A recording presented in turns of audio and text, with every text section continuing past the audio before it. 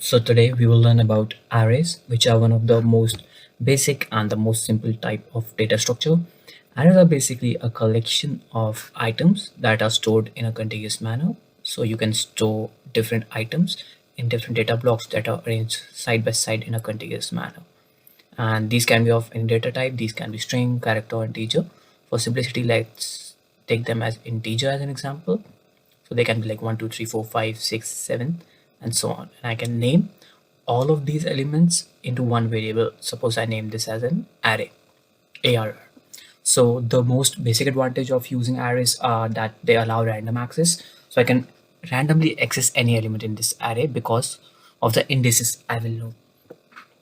So arrays start with 0 index and then it keeps on increasing. So what I'm writing at the bottom, these are the indices of these numbers. So I can call any number in this array using their indices. Suppose I want to call the number 4, I will use the index 3 and this would be equal to 4. Sorry about that. Alright, and the other advantage of using an array is that they can represent multiple data types using one name as already shown. Arrays are generally of the same fixed size as given here, but some languages like Java and Python provide resizable arrays. So you can just simply use append function in Python and append the number 8 at the end. And this, like adding an element, will take O of n time. The reason is that you will have traversed the whole array and then only you can add at the end. Even if you want to add an element in the middle, you will have to shift all the elements to its right, and then only you can add, which will also take O of n time. So this is addition, and O, as I already said, the traversal will take O of n times, but getting an element just because it's in this will only take O of 1 time. So these are the basics of array. Let's move on and see how reverse traversal in an array work.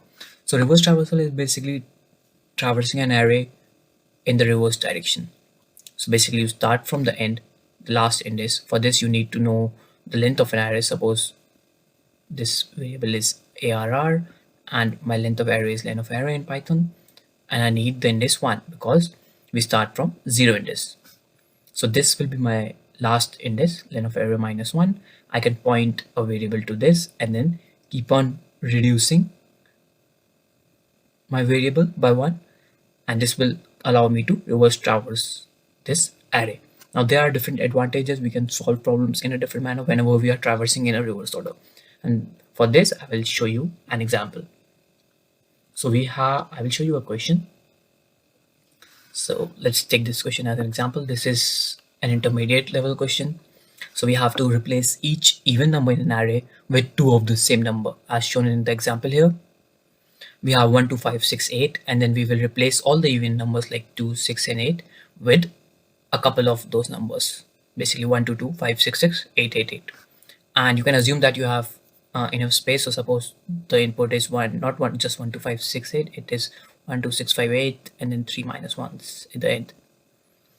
So you have to replace each even number with two of the same number. Be careful that we only have to replace the even number.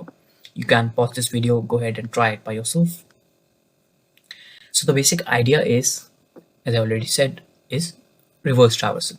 So we will point our pointers at the end of the array, and suppose I have the last pointer here and I also have another pointer I here. Now I will bring this I till the start of the numbers, till like there's no minus 1. So as soon as I bring I here, I will check if my I is an even number. If it is, then I will put the value of I, which is 8, at the last pointer and reduce my last pointer. And then I won't be reducing my I pointer. I will again put the value of I into my last pointer again. I won't check this time for the even condition. Now again I will check for 6 the even condition. It is true. I will bring it to this pointer. I will take my last pointer here. Then this time I won't check. I will just exchange. Then I will come here 5. This will be false because this number is not even. So I will simply put it once. My if condition will be false. I will put it once here and then reduce my last as well as my I pointer. So here when it comes to 2, I will do it. And this is how we will reverse traverse. So here is the code, and as you can see, we will first check for the base condition. If the array is 0 or its length is 0, we will just return that null array. Then we will point this to the last pointer, right, and I as well to the last index, and then we will run this while loop so that we bring our I as I shown earlier, 1 2 5. Let's take example 1 2 5 6 8 -1 and -1. It's clear now, yeah. And then we will reduce I till I come to 8, and my right pointer will be at the end.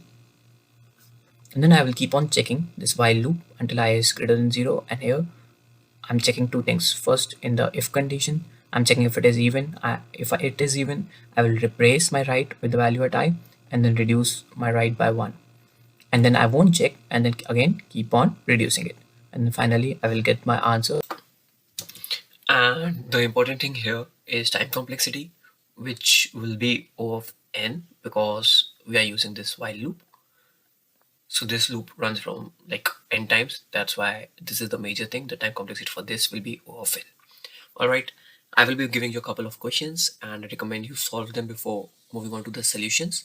Thank you guys for watching, and I'll see you in the next one.